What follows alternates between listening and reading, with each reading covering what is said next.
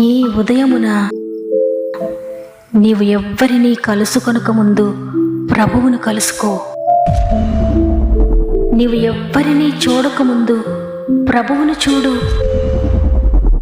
నీవు ఎవ్వరితో మాట్లాడకముందు ప్రభువుతో మాట్లాడు. నీవు దేనిని వెదకకముందు ఆయన రాజ్యమును నీతిని వెదకు.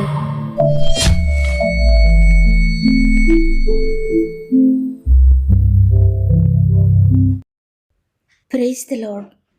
ఈ ఉదయకాలమున గాడ్ ఫస్ట్ అనే వాగ్దాన కార్యక్రమానికి మరొకసారి మిమ్మల్ని మీ కుటుంబాలందరినీ కూడా హృదయపూర్వకంగా ఆహ్వానిస్తూ ప్రభువును రక్షకుడైన యేసుక్రీస్తు వారి అతి శ్రేష్టమైన నామములో నా యొక్క ప్రత్యేకమైన శుభములు మీ అందరికీ తెలియజేస్తున్నాను. ప్రియ దేవుని బిడ్డలారా, ఈ ఉదయాన్ని మీరందరూ ఎలా ఉన్నారు? బాగున్నారు కదా? దేవుని కృపలో ఆయన దయలో మీరంతా బాగున్నారు నమ్ముతున్నాను. దేవుడు తన కృప చేత గతించిన వారమంతా మనకు తోడుగా ఉండి ఈ నూతన వారంలో ప్రవేశపెట్టారు. ఒక్క దినము ఆయన కృప లేకపోతే మనం బ్రతకలేము. ఆయన కృప మాత్రమే మనల్ని నడిపిస్తుంది. మరి నూతన సంవత్సరంలో జనవరి నెల చివరి ఆదివారంలోనికి మనం ప్రవేశపెట్టారు. ఇక ముందు కూడా దేవుడు మీకు తోడై ఉంటాడు. మీ పరిస్థితులన్నిటి కూడా ఆయన చక్కబెడతాడు. మీ పక్షంగా ఆయన యుద్ధం చేస్తాడు. భయపడకండి. ఈ నూతన సంవత్సరంలో మీ పరిస్థితులు ఎంత భయంకరంగా ఉన్నా ఆయన చేతుల్లో మీరున్నారు. ఆయన కృపలో మీరున్నారు. ఆయన చేతులు తప్పక మీరు ఏ ఊబిలో ఉన్నా ఆ ఊబిలో నుండి మిమ్మల్ని పైకి లేవనెత్తుతాయి. తప్పకుండా ధైర్యం తెచ్చుకోండి. ఆయన చేతుల్లో ఉండండి. ఆయన కృపలో నిలిచి ఉండండి. ఆ కృపే మిమ్మల్ని నడిపిస్తుంది. అంతేకాకుండా మీలో ఇంకెవరైనా సమస్యలు శోధనలో ఉంటే మీ యొక్క ప్రతి ప్రార్థన అవసరతను కామెంట్స్ ద్వారా నాకు తెలియచేయండి. తప్పక మీ అందరి కొరకు మేము ప్రార్థిస్తున్నాం. దేవుని చేతులకు అప్పగిస్తున్నాను. ఎందుకంటే దేవుడే మన ఆధారము, దేవుడే మనకు విజయము, దేవుడే మనకు సమస్తము. కాబట్టి ఆయన చేతులకు అప్పగిస్తున్నాను. మీరెంత మాత్రం కంగారు పడకండి. ఆయన తప్పకుండా మిమ్మల్ని లేవనెత్తుతాడు. దేవుని బట్టి ధైర్యం తెచ్చుకోండి. మీరు ఏ బాధలో ఉన్నా తప్పకుండా చివరి ప్రార్థనలో ఏకీభవించండి. ప్రార్థన విజయాన్ని ఇస్తుంది. ప్రార్థన శక్తినిస్తుంది. ప్రార్థన మీ జీవితాలను మారుస్తుంది. దేవునికి మహిమ కలుగును గాక. ఈ పునరుత్థాన దినమున దేవుడు మనకు అనుగ్రహిస్తున్న శ్రేష్టమైన వాగ్దానం కీర్తనలు 118వ అధ్యాయము 6వ వచనము. యెహోవా నా పక్షమున ఉన్నాడు, నేను భయపడను, నరులు నాకేమి చేయగలరు. ఆమేన్. ఈరోజు ఈ వాగ్దానాన్ని వింటున్న ప్రియ దేవుని బిడ్డలారా, ఎంత అద్భుతమైన వాగ్దానం కదా. దేవుడు మన పక్షమున ఉండగా మనకు విరోధులు లేరు ఈ లోకంలో. మరి నీవు అనుకుంటూ ఉన్నవి మీ రోజున నాకు పలానా శత్రువు, పలానా పరిస్థితి నన్ను బాధిస్తుంది, పలానా విషయంలో నేను ఓడిపోతున్నాను, ఆ సమస్య నన్ను గెలుస్తుంది, ఎన్ని రకాల శోధనలో నేనున్నాను, నా చుట్టూ ఇంత భయంకరమైన శత్రు సమూహం ఉంది, శత్రువైన సాతాను నన్ను బంధించాలని చూస్తున్నాడు, పాపమనే శత్రువు నన్ను బాధిస్తూ ఉంది, స్వంత వారే నన్ను బాధిస్తున్నారు, నా వ్యాధి నాకు శత్రువుగా ఉంది అని. ఆ విధంగా దేనిని గురించి నువ్వు భయపడుతున్నా, ఏది నిన్ను భయపెడుతున్నా, ఏ విషయం నిన్ను కంగారు పెడుతున్నా ఎంత మాత్రం భయపడొద్దు. ఈరోజు దేవుడు వాగ్దానం చేస్తున్నారు, నేను నీ పక్షంగా ఉండగా నీకు విరోధి ఎవరు అని. కాబట్టి విరోధంగా లేస్తున్న ప్రతి విషయాన్ని దేవుని చేతులకు అప్పగించండి. ఎందుకంటే ఆయన ఎప్పటికీ నిన్ను విడవడు, ఎప్పుడు నిన్ను ఎడబాయాడు. నీకు తోడుగా ఉండే దేవుడైన వాగ్దానం చేసిన దేవుడు నమ్మదగినవాడు. ఎవ్వరు విడిచినా ఎవరు మరిచినా ఆయనపై ఆధారపడినా ఆయన నమ్ముకున్న నిన్ను ఆయన ఎప్పటికీ విడిచిపెట్టడు. నువ్వెంత హీనస్థితిలోనికి వెళ్ళిపోయినా అక్కడ కూడా నీకు తోడుగా ఉంటాడు. నువ్వెంత భయంకరమైన సిచ్యువేషన్లో ఉన్నా అక్కడ కూడా నీకు తోడుగా ఉంటాడు. ఎంత వ్యాధితో మంచంపై ఉన్నా అక్కడ కూడా నిన్ను విడిచిపెట్టాడు. అక్కడ కూడా నీతో ఉంటాడు ఆయన. అగ్నిగుండంలో షడ్రక్ మేషక్ అబేద్నెగోను విడిచిపెట్టాడా? సింహాల బోన్లో దానియేలుని విడిచిపెట్టాడా? దూరదేశానికి అమ్మివేయబడిన యోసేపుని విడిచిపెట్టాడా? దేవుడు ఎప్పటికీ విడిచిపెట్టలేదు. అదేవిధంగా నిన్ను కూడా నేను ఎప్పటికీ విడిచిపెట్టడు. నీవే ఒకవేళ ఆయనను విడిచిపెట్టాలేమో, కానీ ఆయన మాత్రం నీకు తోడుగా ఉంటాడు. ఈ విశ్వాసాన్ని నువ్వు నిత్యము కూడా కలిగి ఉండాలి. దేవుడు నాకు తోడుగా ఉన్నాడు, ఆయన ఇమ్మానుయేలుగా నాకు తోడున్నాడు, ఆయన నాకు తోడుగా ఉండగా నాకు విరోధి ఎవడు అనే ఒక బండ విశ్వాసాన్ని నువ్వు ప్రకటించాలి. ఈ విశ్వాసాన్ని నువ్వు కలిగి ఉండి, దేవునిపై నిరీక్షణ కలిగి ఉండి, నువ్వు ఎక్కడికి వెళ్ళినా, ఏ లోయలో నువ్వు ఉన్నా అక్కడ కూడా దేవునికి తోడుగా ఉంటాడు. నువ్వు ఒకవేళ ఐసీయూలో ఉన్నా ఆయన నిన్ను విడిచిపెట్టడు, అక్కడ నీతో ఉంటాడు ఆయన. ఏ శత్రువుల మధ్యలో ఉన్నా ఆయన నిన్ను విడిచిపెట్టాడు. అక్కడ నీకు తోడుగా ఉంటాడు. నువ్వు ఒంటరివి కాదు, నీతో ప్రభు ఉన్నాడు. ఆయన నీతో ఉండగా ఏది కూడా నీకు విరోధంగా ఉండలేదు. ఏ పరిస్థితి నిన్ను పాడు చేయలేదు. ఏ శత్రువు నిన్ను అణచివేయలేదు. చూడండి, యెషయా గ్రంథము 49వ అధ్యాయము 15వ వచనంలో, స్త్రీ తన గర్భమును పుట్టిన బిడ్డను కరుణింపకుండా తన చంటి పిల్లను మరచునా, వారిని మరచుదురు కానీ నేను నిన్ను మరువను అన్నాడాయన. చూడండి, నేను నిన్ను మరువను అంటే అర్థం ఏంటంటే, నిత్యము నీవు ఆయన జ్ఞాపకంలో ఉన్నావు. ఆయన జ్ఞాపకంలో నుండి నిన్ను ఎవరు కూడా తొలగించలేరు. నిత్యము నీ యొక్క పరిస్థితిని ఆయన జ్ఞాపకం చేసుకుంటున్నాడు. నీ స్థితిగతులను ఆయన జ్ఞాపకం చేసుకుంటున్నాడు. నీ ఆరోగ్యాన్ని ఆయన జ్ఞాపకం చేసుకుంటున్నాడు. నీ ఆలోచనలు, నీ థాట్స్ అన్నీ కూడా ఆయన జ్ఞాపకం చేసుకుంటున్నాడు. నువ్వేం చేయబోతున్నావో, ఏం చేయాలనుకుంటున్నావో అన్నీ కూడా ఆయన చూస్తున్నాడు. అన్నీ ఆయన జ్ఞాపకం చేసుకుంటున్నాడు. సొంత తల్లి తన చంటి బిడ్డను మరిచినా ఆయన మాత్రం నిన్ను మరువడు, నిన్ను విడువడు. ఆయన నీ అవసరాలు ఎప్పటికీ కూడా మర్చిపోడు. నీ అవసరతలన్నీ కూడా ఆయన గుర్తు చేసుకుంటాడు. ఆయన కొరకు నీవు చేసిన ఏ పనిని కూడా ఆయన మర్చిపోడు. ఆయన నీ ప్రతి పరిస్థితిని గుర్తుపెట్టుకుంటాడు.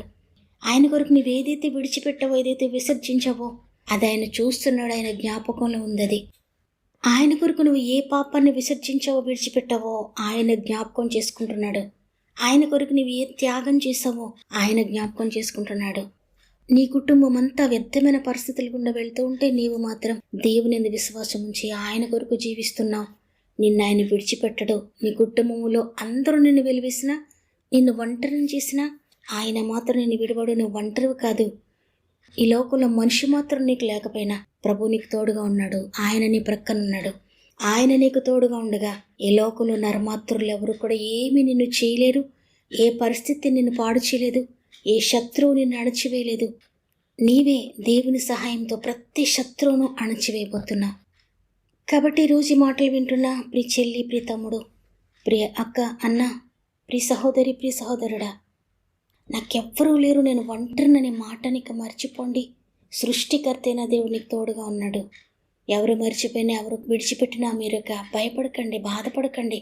మనుషులందరూ మరిచినా నేను సృష్టించిన వాడు నీకు తోడే ఉన్నాడు, నీ ప్రక్కన ఉన్నాడు. అట్టి విశ్వాసాన్ని మీరు కలిగి ఉండండి. ఆ నిరీక్షణలోనే ముందుకు సాగండి. మీరు దేవుని కొరకు చేసిన ప్రతి చిన్న పనికి కూడా మీకు గొప్ప అవార్డు ఉంది. ఆయన అని ప్రతి పనికి కూడా ప్రతిఫలం ఇవ్వబోతున్నాడు. కాబట్టి మీరు నాకు తోడే ఉన్నారయ్యా, నేను భయపడనని విశ్వాసాన్ని ప్రకటిద్దాం. పర్వతములు తొలగవచ్చు, తత్తరిల్లు మెట్టలన్నీ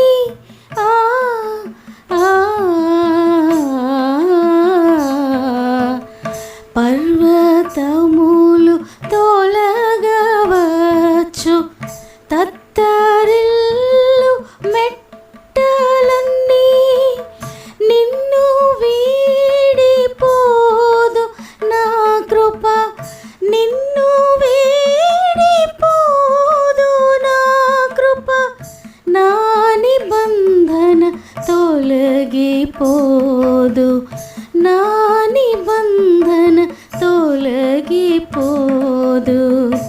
తల్లినా మరచునేమో, నేను మరువను నిన్ను, నేను మరువను. నా చేతులలో చెక్కియున్నాను, నిన్ను చెక్కియున్నాను.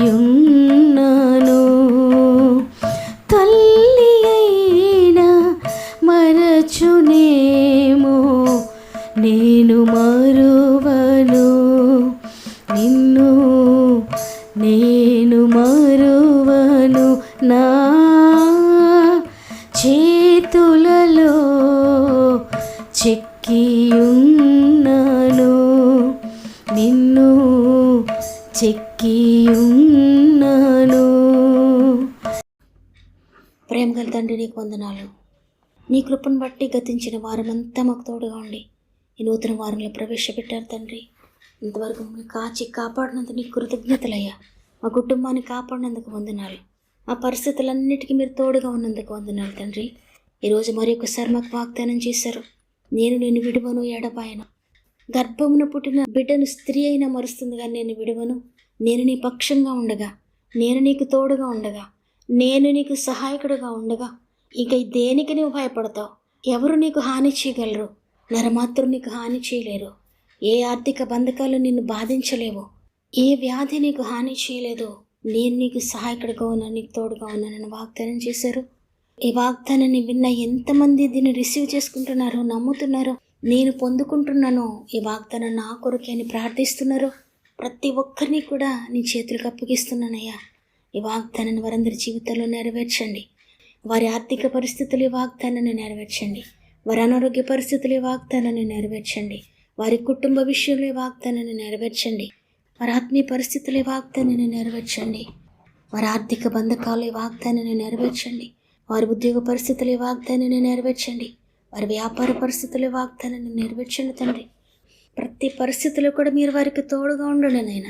ఏ పరిస్థితిలో ఏ నరుడు, ఏ మనిషి, ఏ పరిస్థితులు వారిని బాధిస్తూ ఉన్నాయో, ఏ హాని తలపెడుతున్నాయో, ఏ పరిస్థితి వారికి హాని చేయకుండా మీరు వారికి తోడుగా ఉండి నడిపిస్తున్నారని నమ్ముతున్నాను. ఈరోజు ఎక్కడికి ఎవరు వెళ్తున్నారో, ఏ పరిస్థితి కొరకు వారు ప్రయత్నిస్తున్నారో, ప్రతి పరిస్థితిలో కూడా నీ సహాయం దయచేయండి. వారి మానసిక స్థితిని బాగు చేయండి. వారి ఆర్థిక పరిస్థితులను బాగు చేయండి. వారి అనారోగ్య పరిస్థితులను బాగు చేయండి తండ్రి. వారి కుటుంబ పరిస్థితులను బాగు చేయండి. విడిపోయిన కుటుంబాన్ని తిరిగి కట్టండి అయ్యా. పాడైపోయిన జీవితాన్ని తిరిగి కట్టండి నాయన. విచ్ఛిన్నమైపోయిన కుటుంబాలను తిరిగి బాగు చేయండి తండ్రి. ఒకటిగా చేయండి నాయన. కుటుంబాల్లో వివాహాల కొరకు ఎంతమంది ఎదురు చూస్తున్నారు, బిడ్డలు వివాహాలు చేయాలని అద్భుతకరంగా వివాహాలు జరిగిస్తున్నారు నమ్ముతున్నాను.